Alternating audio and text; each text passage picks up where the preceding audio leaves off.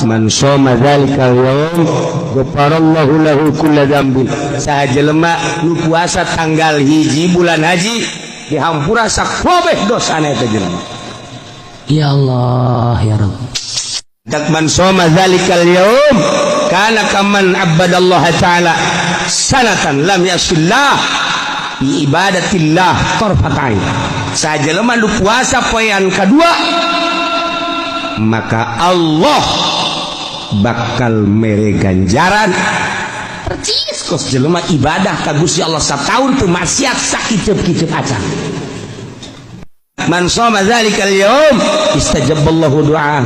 Sajelema nu puasa tanggal 3 bulan haji lamun pun tapenta ka Allah langsung diijabah.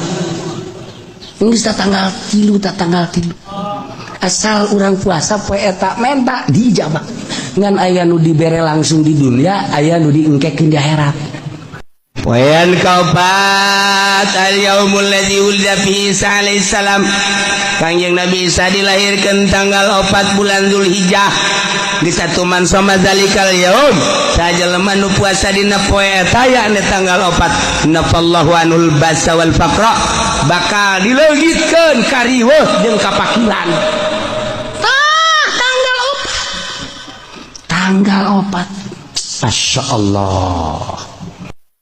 Poean kalimat yaumul ladzi wulida fi Musa alaihi salam, di mana Kangjeng Nabi Musa baheula dilahirkeun na tanggal 5 Zulhijjah. Geus man shoma dzalikal yaum bari aminan nifaq min azabil gobri.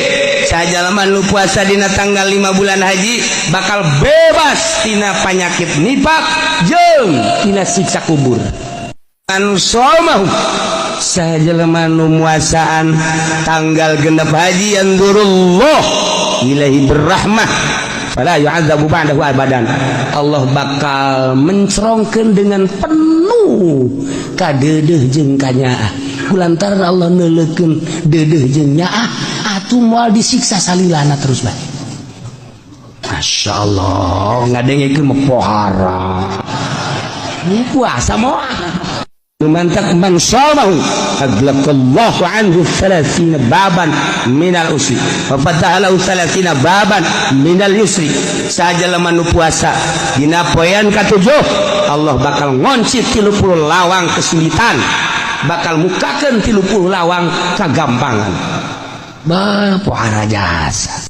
Poean ke-8 sok dingaranan yaumut tarwiyah tanggal 8 tarwiyah man shamahu utiya minal ajri ma la ya'lamu illallah, bakal dibere ganjaran teu dibere nyawa ku Gusti Allah ku gede-gede da ganjaran. Nu penting maneh puasa at-tarwiyah tanggal 1 tanggal 2 tanggal 3 tatang ka tanggal 7 sakitu gedena 8 mah tarwiyah ulah hayang nyaho ku gede-gedena. Masya Allah. Poean arpah man shamahu sajelema nu puasa dina poean arpah bayangkeun coba kana kafaratan lisanatin madiyah wa sanatin mustaqbal. Eta puasa bakal ngaparatan sataun ka tukang dihampura dosa, sataun ka hareup dihampura dosa.